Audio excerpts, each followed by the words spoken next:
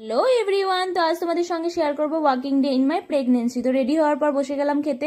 এদিকে বসে গেছে ডিম সেদ্ধ, খেজুর আর ভিজিয়ে রাখা কাঁচা ছোলা।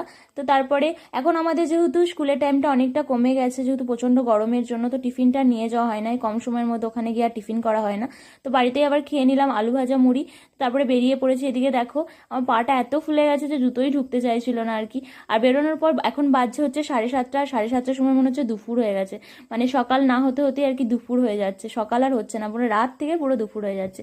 যাকে স্কুল পৌঁছে কিছু কাজ ছিল সেগুলো করে নিলাম, আর তার মধ্যেখানে আর কি সময় বের করে খাওয়া।